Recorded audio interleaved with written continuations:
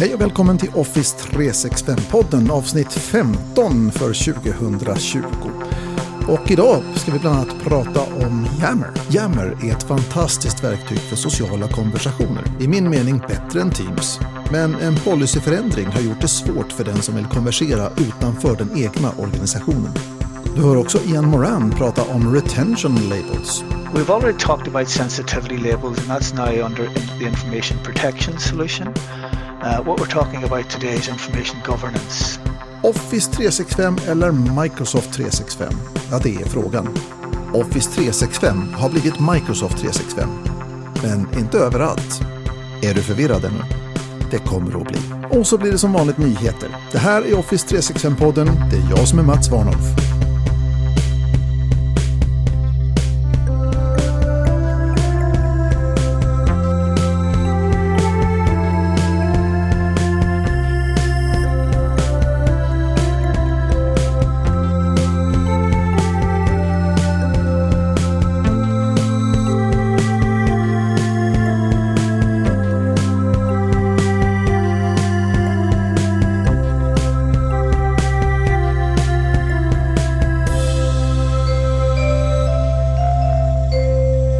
För lite mer än ett år sedan var jag på Microsoft 365-konferens i Prag. Det var ett jättebra beslut att åka dit. För jag kom hem med nya vänner och en massa inspiration. Fast besluten att hålla kontakten med mina nya bekantskaper så gjorde vi upp att vi skulle skapa ett Yammer-nätverk för att utbyta tips och tankar med varandra efter konferensen. Jag har ju jobbat i en gigantisk organisation spridd över hela världen, så jag förstod på vilket sätt Yammer skulle kunna vara bättre än Teams för vårt ändamål. Men det visade sig att det inte skulle bli fullt så lätt. Så snart jag kom hem öppnade jag Yammer och skulle skapa ett externt nätverk, men jag kunde för mitt liv inte hitta vad man gör det. Det var ingen chock att jag inte kunde hitta det. Microsoft har ju nästan gjort det till en sport genom att hela tiden ändra funktionalitet och gränssnitt. Jag fortsatte att leta en stund men gav till slut upp och testade plan B. Google. Ja, som en Microsoft-anställd föreläsare en gång sa från scenen på en annan konferens: You know, nowadays you search for things with Bing. Och efter en liten konstpaus la han till med nästan viskande röst: But you find things with Google. Bing har sedan dess blivit riktigt hygglig som söktjänst, men jag hamnar ofta hos Google sök till slut. 10 minuter senare hade jag upptäckt att Microsoft hade fattat ett beslut som inte bara tog död på min idé utan även gjort Yammer värdelös som produkt för mig och mitt företag. Microsoft hade beslutat att om Yammer-tjänsten i min Microsoft 365-instans var uppsatt i EU så kunde jag varken skapa ett externt nät för att bjuda in externa gäster eller själv kunna delta i andras externa nätverk. Det här gjorde mig helt förtvivlad. Inte bara kunde jag inte förverkliga min idé, jag kunde inte ens delta i Microsofts externa Yammer-nätverk för partners. Jag kunde för mitt liv inte begripa varför Microsoft skulle ta en bra produkt som Yammer och sen skära bort det som gjorde produkten så bra.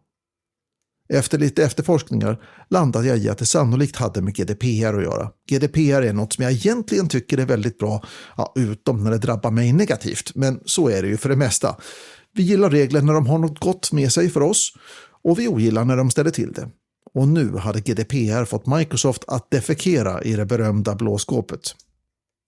Till slut gav jag upp. Accepterade mitt öde och släppte tanken på det där externa samarbetsnätet för ensamkonsulter inom Microsoft 365. Men så här om månaden så såg jag att Microsoft hade börjat arbeta på ett nytt sätt att hantera Yammer för externa deltagare. I Microsofts roadmap så kunde jag läsa om något som de kallade för B2B guests in Yammer. Det skulle innebära att man byter från det som var standard i Yammer till det som idag är standard i Microsoft 365, nämligen att man använder sig av externa gäster i Azure AD som då kan bli medlemmar i organisationens Yammer-nätverk. Alltså, Yammer fungerar så att man har ett Yammer-nätverk i organisationen och i det nätverket har man ett antal communities, lite som Teams fungerar med andra ord. Ett team motsvarar en community i Yammer. Så det skulle innebära att man nu borde kunna skapa en community i Yammer och bjuda in externa deltagare på samma sätt som man bjuder in externa deltagare till ett team. Ja, så nu blev det en ny research. Den här funktionen rullar ut nu, precis nu, som test eller preview i våra Microsoft 365-instanser nu under slutet på december. Och vad man behöver göra för att få det här att fungera är att först se till att man har sin Yammer-instans i M365 Native Mode som det heter. Någonting som potentiellt har konsekvenser för existerande innehåll, så här fick jag läsa på ordentligt och jag råder dig att göra detsamma. Jag hade knappt något innehåll i Yammer, så för mig så var det ett enkelt beslut. Jag slog över till Native Mode och 20 minuter senare så var konverteringen klar. Det skulle ta en stund innan inställningen att tillåta external messaging, vilket är det som innebär möjligheten att bjuda in gäster till en community, att dyka upp. Ja, nu har det gått 24 timmar och inställningen är fortfarande inte synlig. Men det är ju en preview och har jag väntat i mer än ett år så kan jag vänta en stund till. Jag hade ju faktiskt gett upp om Yammer.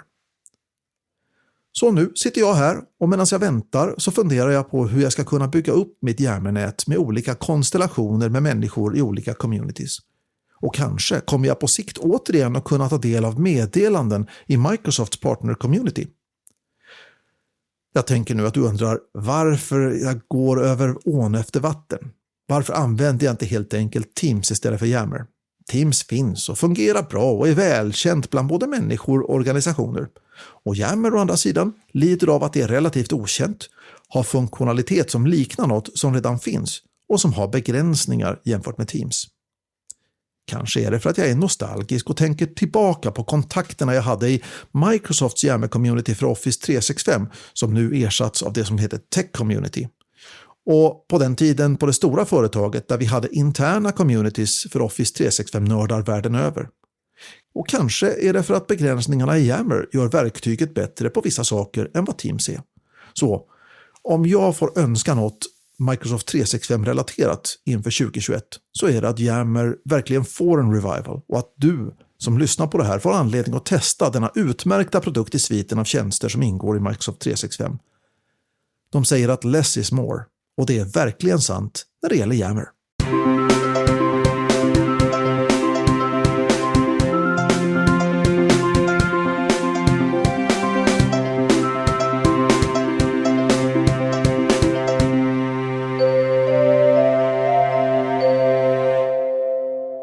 I taught a class about a week ago on Microsoft 365 security administration.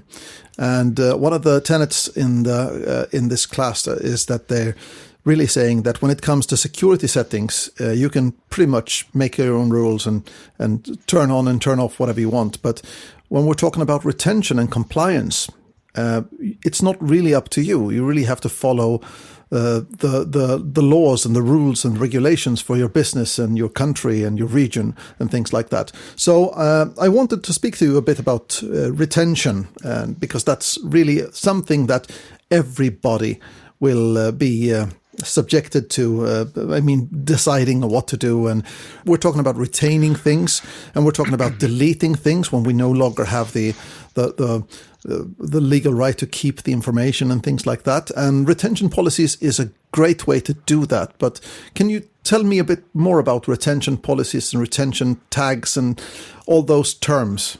What is that?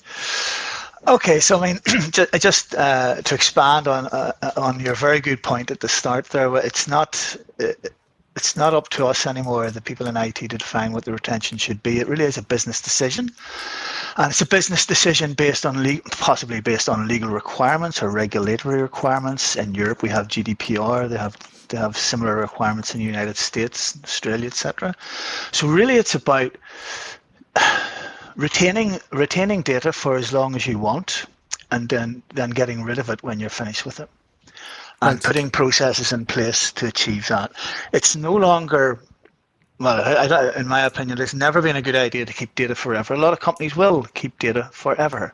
Out of ignorance, I think. Yeah, that's not a workable policy anymore, especially if you're moving to the cloud, where SharePoint storage, for example, is expensive compared to other types of storage. So you do need some sort of retention policies and plan, if you like, and governance around it in place.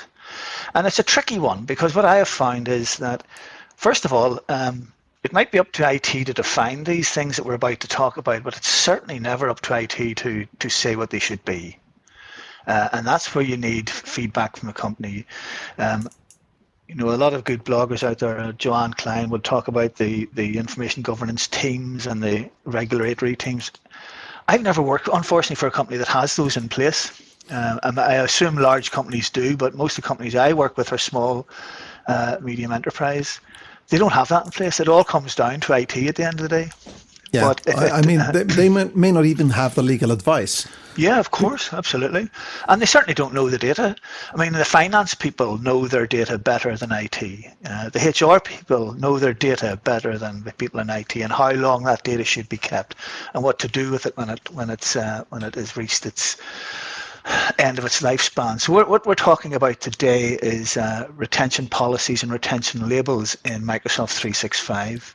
And just to sort of rewind a bit, this is all exposed or surfaced in the Security and Compliance Center, specifically the Compliance Center I'm looking at right now.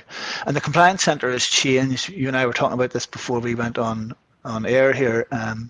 We now have this notion of solutions. So if you go to the Compliance Center, you can add a number of solutions from the catalog. This is very different than it was 6 months ago. And the one we're talking about, well, we've already talked about sensitivity labels, and that's now under the information protection solution. What we're talking about today is information governance, and that solution, when you add it into your compliance center, will give you the ability to create labels. And what a label is, it's defined in the information governance center.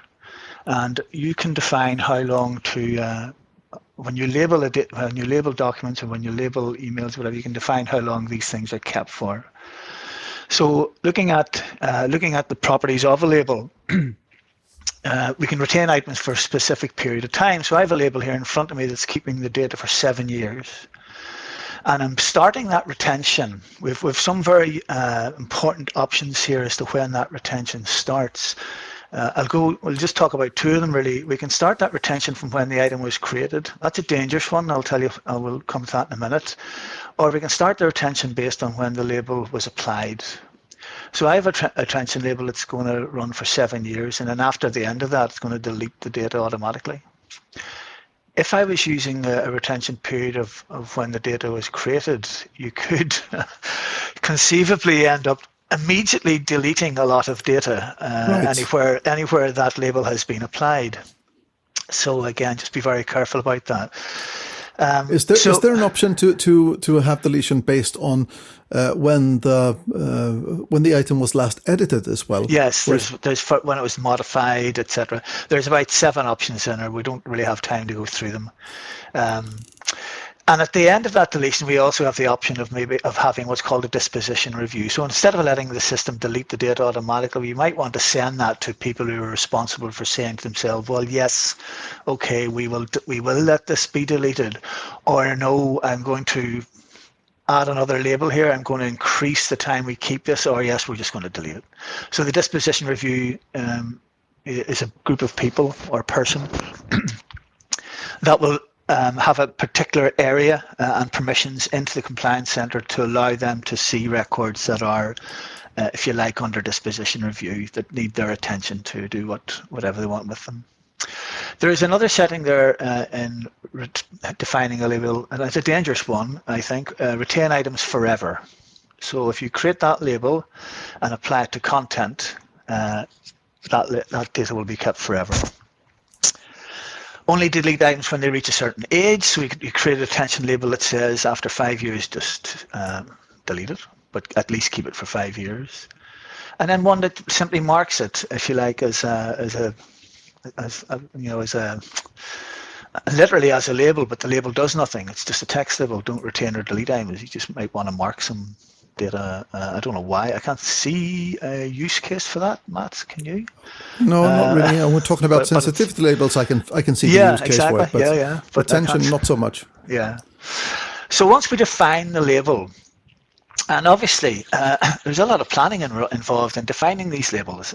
My approach would be the way everybody else approaches this: start small, crawl, walk, run. Right. You know, you start with the finance department, start with the HR department, define 1 or 2 labels to see how it all works.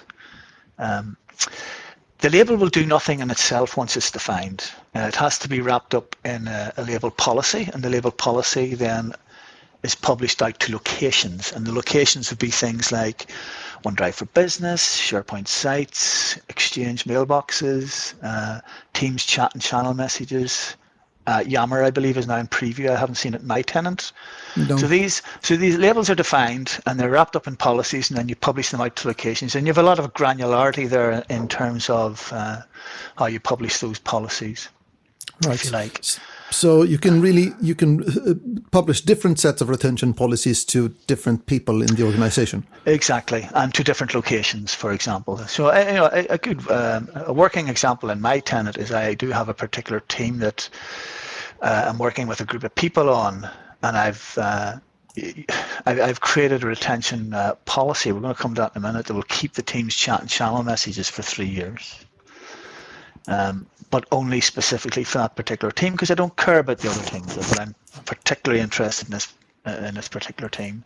So the thing about the label then is that once the labels are defined and published, it's then up to the end user to select the label that they're going to use. So in Microsoft Outlook, when they're creating an email, they can pick the label that is going to apply to that particular content. Similarly, in a document library, you can add the label column into the library, and the end user can pick from a drop-down of the labels that have been published to that location. So this is all fine. Except for one glaring problem. Users don't like doing any of this. Right. So there's a lot of automation built around this, and when I say the word automation, when it comes to labeling or sensitivity labels or retention labels, you're thinking you have to be thinking of more licensing costs. That's the first and last time we're going to mention that word, licensing. But for example, we can apply a default document. We can apply a label, a retention label, as the default label on a document library, and that's excellent from the end user's point of view, because they have to do nothing. They just drop the documents in the library, and they'll be retained for whatever the label has been defined to retain them for. And we all know that the less we get the users to do, the better. Right. So sadly, really, you only have to do changes if you want to do an exception from the default policy. Exactly right. So, and this takes us very nicely to retention policies, because I think the two work very well together. So the retention labels are wrapped in a label policy. This is actually quite confusing the way they've been naming this, I think. The label is wrapped in a label policy, which is then published to locations for end users to use and apply. A retention policy is different. It's not using labels as such. This is a global across so we can have a retention policy that applies to Microsoft Teams chat and channel. That's not using labels. That's using a retention policy. And a very good use case or a very good example of how you might want to approach this is you can have a retention policy that retains. Don't do this in production, but you could have a retention policy that retains everything for 3 years across the board, but then have specific labels that allow end users to decide, well, actually, I want to keep this data for 5 years. So it gives us a type of belt and braces approach to how this works.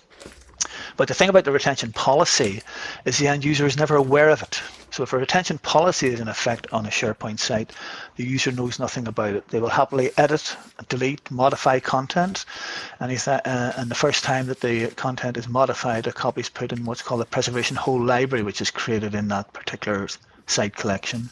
Right. So you need to be careful with storage on this, because the storage in the preservation whole library will count towards your overall SharePoint usage. So again, gets back to the whole point. Gets back to our whole argument of don't keep the data forever. Be careful and think about how long you want to keep this data for. And not all data needs to be governed by this. In many businesses, it might only be 1 or 2 sites. It might be the HR site. It might be the finance site. It takes a lot of planning, but there's a lot of granularity and a lot of power in what Microsoft have produced here under the information governance umbrella. Now, there's a second solution we can add, because what we haven't talked about here is records management.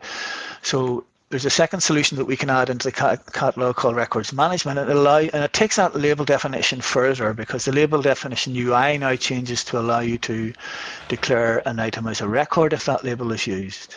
And there's a new regulatory record which has been added. And I was looking at this actually this morning because I remember talking about this on Twitter. And when the regulatory record was announced, I think at Ignite, if I'm right, Mats, I can't remember. Right. And I remember when I was reading about it that it could only be set using PowerShell, and I thought, excellent, that's a great idea, because you need to really think long and hard about this.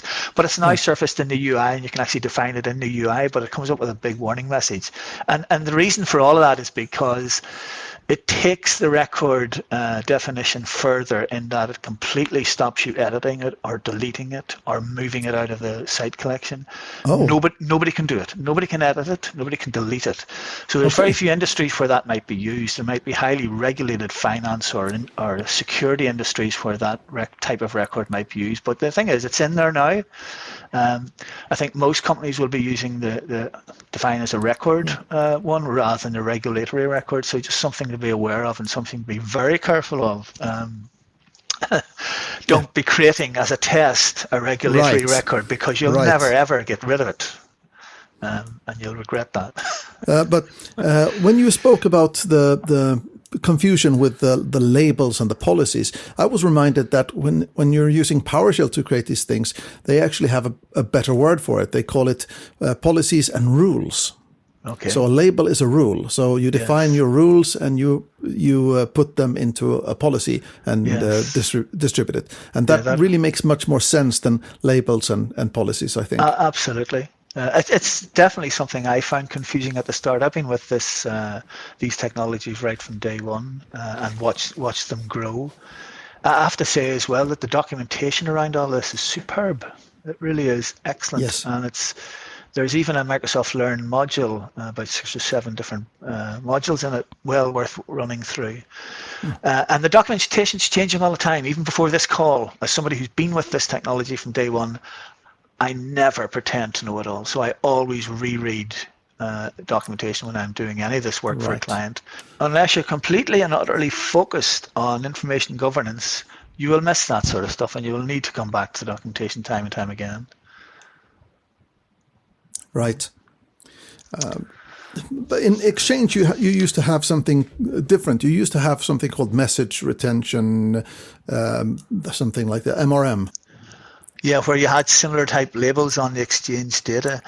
See, the design behind all this is very clever again, because with all of these products under the Microsoft 365 umbrella, it no longer makes sense for each of those services to have their own way of doing things. But what they had to do was move all of this technology, if you like, a level higher, to allow a single label to be used across all workloads. Right. And it's not yet there. There's still private channels in Teams, for example, are currently not supported when it comes to retention. Right. So it's just one thing to be aware of, because I've seen a huge explosion in interest in private channels, unfortunately. But so again, just something to be aware of, that we don't yet have retention around that data, if you like. And retention around Teams is tricky as well, because if you know the architecture of Teams, you've got Teams channel and chat messages. You've got the data stored possibly in OneDrive for Business, where somebody has shared a file in a chat. You've got the data stored in the underlying SharePoint site in the document library. So to put retention policy around a team, you need several, because you need a separate policy for the Teams chat and channel by design. That's by design, and then a separate policy for the user's OneDrive for Business. And a separate, also a policy for, or the same policy around one for the SharePoint's data underlying that site. I've actually been sort of confused by this, because I was working with a customer, and I knew we had discussed this in a chat in the customer tenant, and when I went back to see what we actually had written, it was gone. Okay. They had a retention for chat messages for 30 days. Yeah. So anything that was older than a month was just gone. Well, I think it's interesting that Microsoft have that granularity down to 1 day. Now, they obviously have that because it was asked for. So there's obviously companies out there that have chat messages retained for a day and then deleted.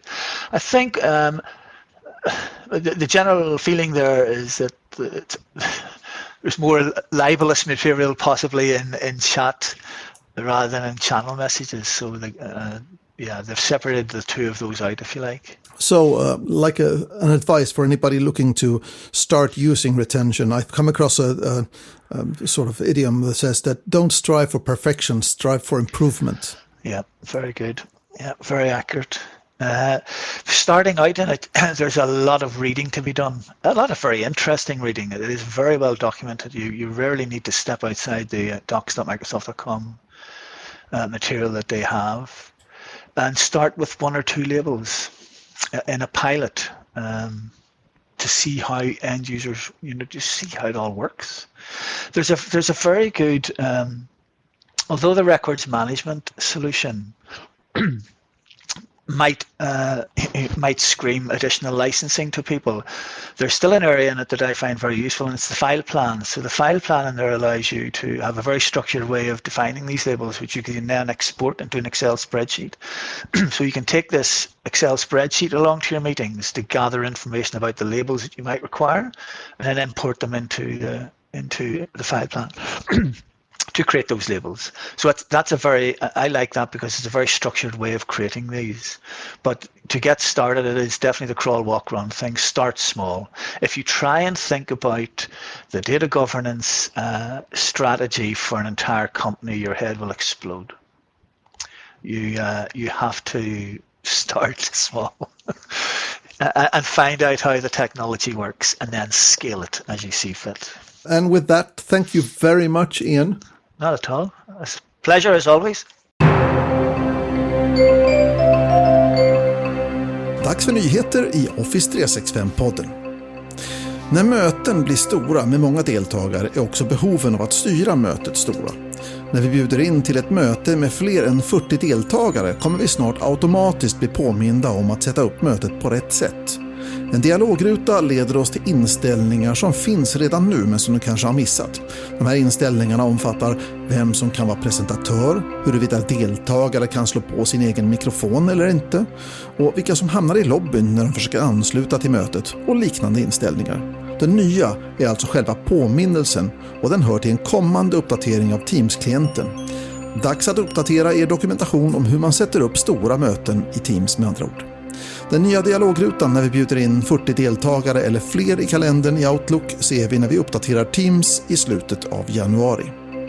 Jag har i tidigare avsnitt berättat om att mötesinspelningar i Teams kommer att sparas i OneDrive eller SharePoint istället för Microsoft Stream som det har varit tidigare.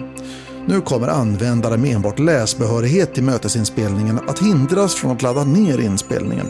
Istället kan man enbart titta på den online.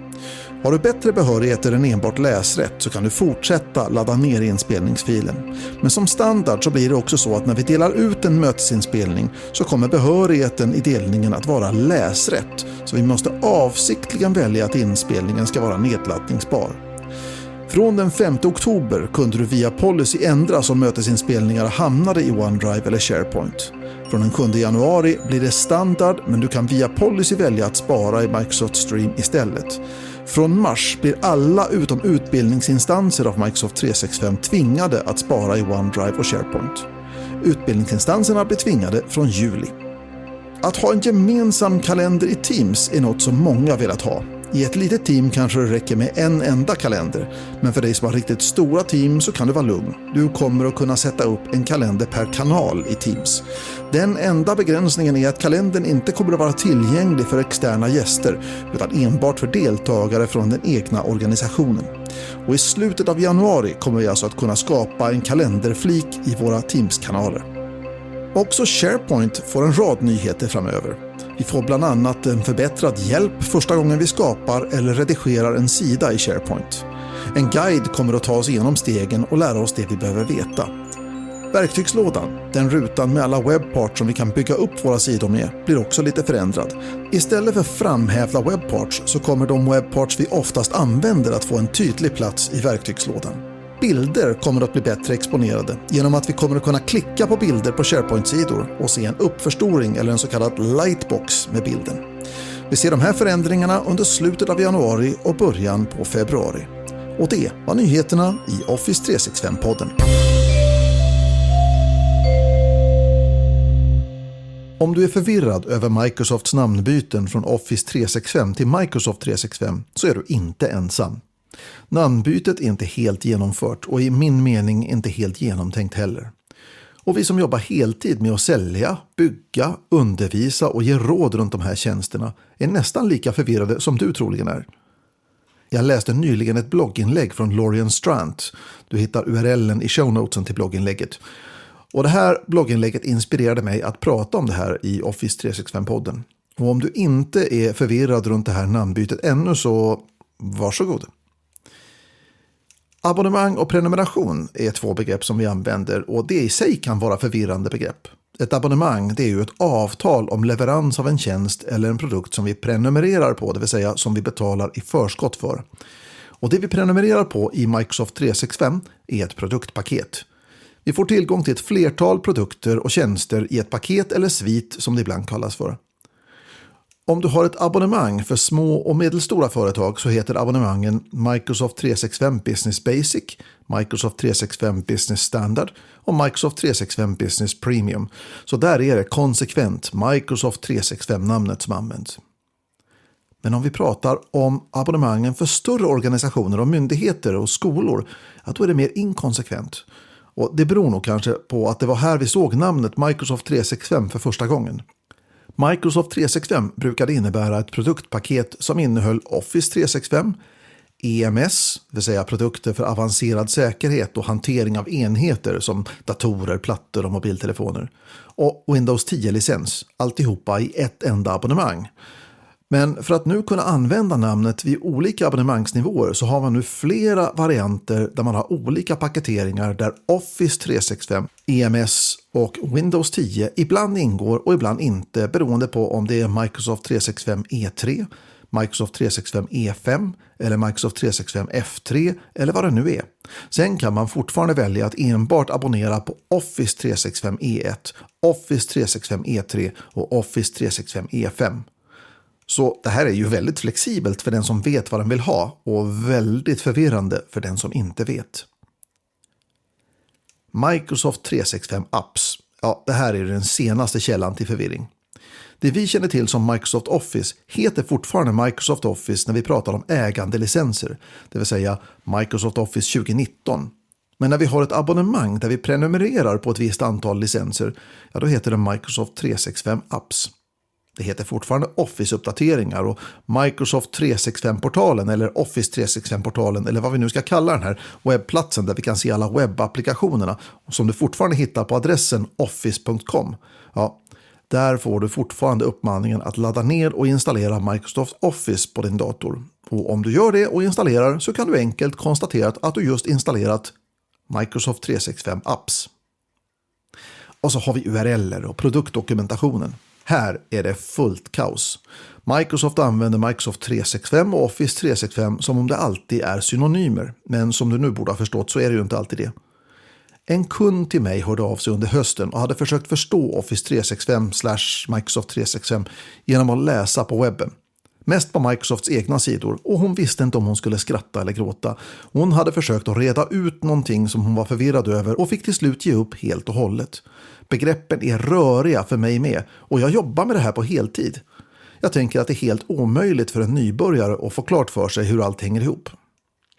Jag tänker och hoppas att det här är en fas som Microsoft snart kommer att reda ut. För Microsoft hade ett välkänt och väl fungerande produktnamn och varumärke med Office och Office 365.